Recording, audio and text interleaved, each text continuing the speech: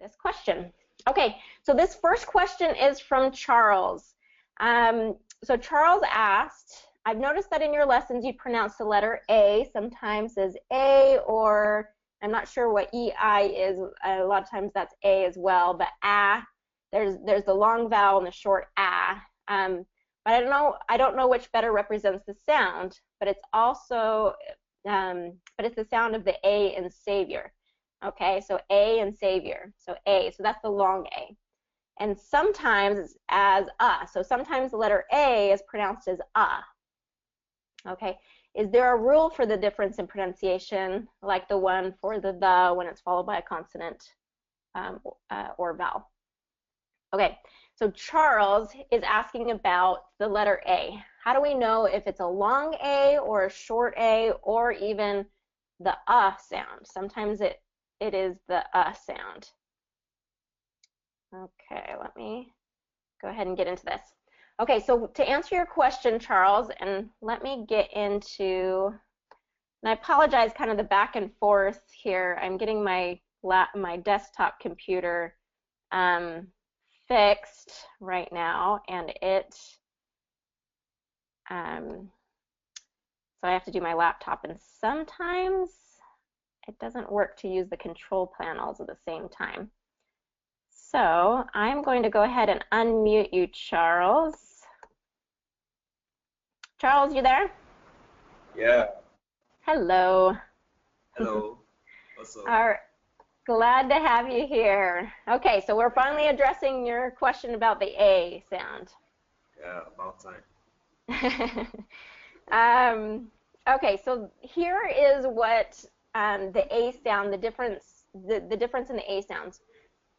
So with the pronunciation rules or the spelling rules for this pronunciation for the A, we have both the long A, like in Savior, like you were saying, long A, and the short A that sometimes it can be. So the long A, the rule for this is typically, you know, there are always exceptions, but typically when a vowel is either right next to another vowel or has only one consonant in between. So you'll see in Savior, we have the A, and then we have a consonant, and then we have another vowel, right? So the rule is, or the saying goes, when two vowels go walking, the first one does the talking, okay? So when two vowels are either right next to each other or have just one consonant in between, the first vowel does the talking, meaning it gets the long pronunciation. So in this case, with the A, that A gets its long vowel. So here are some examples of that long A. Savior has that only one consonant in between those two vowels. Today has A-Y, you know, two vowels together, and Y is considered a vowel. It's sometimes considered a vowel. A-I and train, two vowels together, and then same has only one consonant in between those two vowels. Okay, so that's typically the spelling rule for the long A. So contrast that with the short A, when there's one vowel that's just alone, like in hat, or there's two or more consonants in between the vowels. So do you see how p-a-d-ern has the A, but then it has two consonants and then another vowel? Okay, so that means that the vowel, that first vowel, gets its short pronunciation, p-a-d-ern.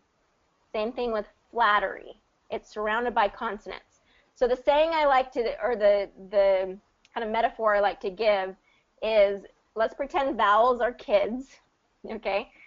Are kids and consonants are adults, okay? When two or more kids are together, it gets loud, okay? So there's going to be that bigger sound. But when you put, and then when you put even one adult in between them, that one adult is not enough to keep them quiet, okay? One consonant, it's not enough to keep them quiet.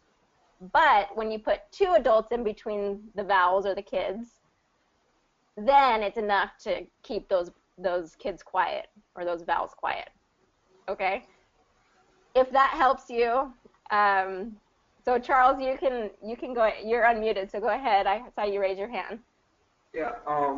What about when the A is on its own? You know, like in there is a boy here. There is a man there.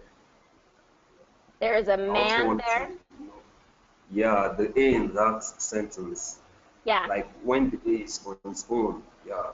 I also Yeah. wanted to know that. So that would be a short vowel because it's alone. Man. You're talking about the A in man.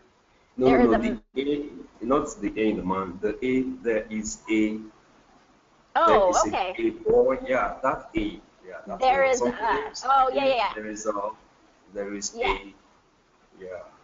Okay, so typically the A just alone, like there is a Yeah. man, right? Yeah. So typically it's in connected speech. A lot of native speakers are going to say a man. When you want to emphasize, it's kind of like where you want to emphasize, you say there's a huge, there's a horse there. If you're wanting to emphasize, a lot of times it's saying a, but most often you're going to get a, which actually also brings me to this, is when is the a pronounced as in just typical words.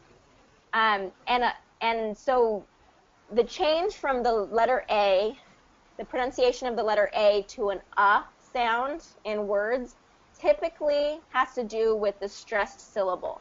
So this is kind of a common reduction in English for native speakers, is to reduce vowels to the sound when they're not stressed. So for example, so let's take examples of unstressed A's. So account. So the stress is on count, right? It's second syllable. It's not a count. It's account. Because the stress is not on the A at the beginning, it's going to get a reduced pronunciation, which is typically account, appreciate. Okay, it's because the stress is not on that A. And it doesn't happen all the time, but you'll see that when there's a vowel in an unstressed part of the word, sometimes it gets a reduced sound. Okay, so then with stressed syllables, with A in the stressed syllable, like appetite, 80, and attitude. Those are first syllable stress in all of those situations. And that first syllable has the vowel A. So it's going to get its full pronunciation, appetite. And you'll notice I didn't say appetite because there's two consonants in between those vowels, right? It gets the short pronunciation, appetite. And then there's 80, EI in this situation is going to produce that long A. And then attitude has a short vowel because of those consonants that are next to it. Does that make a little bit more sense? Does that help, Charles? Yes, it does. Thank you. Okay, good. Yeah, it does. It does. Good. So those are, and really what we do is we have the rules. We have the rules, and there's some exceptions to the rules, but if you understand the rules and kind of how this all fits together, then about 80% of the time you're going to be right. Okay? So what we're doing is first we're learning the rules to get that first 80%, and then we start working on the 20% that are kind of the exceptions. But, but if you really understand these rules, you're going to get it right most of the time. Okay? All right. All right. Excellent question, Thank Charles. you. Thank you.